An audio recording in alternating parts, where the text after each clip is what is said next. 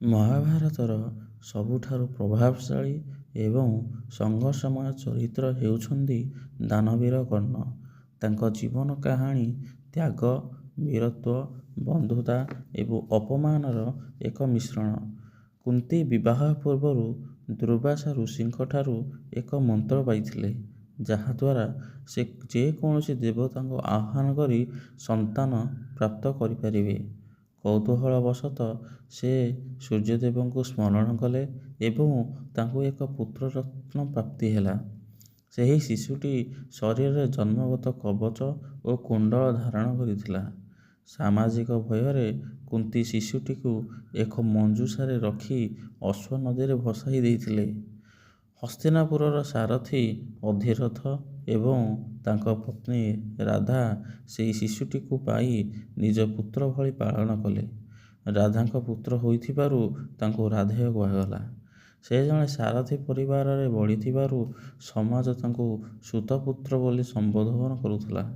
କର୍ଣ୍ଣ ଜଣେ ମହାନ ଯୋଦ୍ଧା ହେବାକୁ ଚାହୁଁଥିଲେ, କିନ୍ତୁ କ୍ଷତ୍ରିୟ ନ ହୋଇଥିବାରୁ ଦ୍ରୋଣାଚାର୍ଯ୍ୟ ତାଙ୍କୁ ଶିକ୍ଷା ଦେବାକୁ ମନା କଲେ।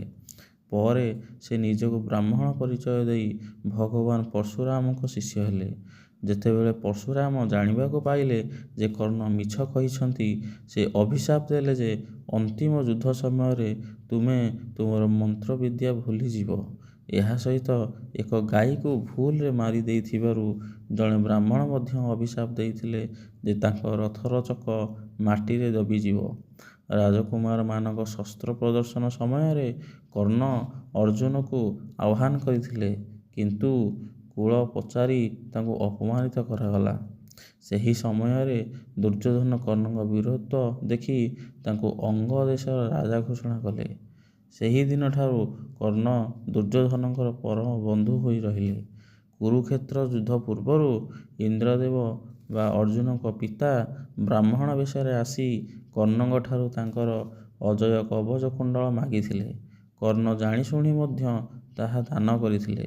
ସେହିପରି ମାତା କୁନ୍ତୀ ଯେତେବେଳେ କର୍ଣ୍ଣକୁ ତାଙ୍କର ପ୍ରକୃତ ପରିଚୟ ଦେଲେ, କର୍ଣ୍ଣ ପ୍ରତିଜ୍ଞା କଲେ ଯେ ସେ ଅର୍ଜୁନଙ୍କ ବ୍ୟତୀତ ଅନ୍ୟ କୌଣସି ପାଣ୍ଡବକୁ ବଧ କରିବେ ନାହିଁ। କୁରୁକ୍ଷେତ୍ର ଯୁଦ୍ଧରେ 17ତମ ଦିନରେ କର୍ଣ୍ଣ ଓ ଅର୍ଜୁନଙ୍କ ମଧ୍ୟରେ ମହାସଂଗ୍ରାମ ହେଲା। ଅଭିଶାପ ଯୋଗୁଁ କର୍ଣ୍ଣଙ୍କ ରଥ ଚକମାଟିରେ ଦବିଗଲା ଏବଂ ସେ ଶସ୍ତ୍ରବିଦ୍ୟା ଭୁଲିଗଲେ।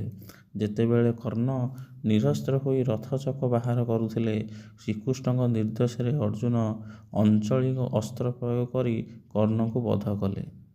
କର୍ଣ୍ଣ ଥିଲେ ଜଣେ ମହାନ ଦାତା ଓ ଆଦର୍ଶ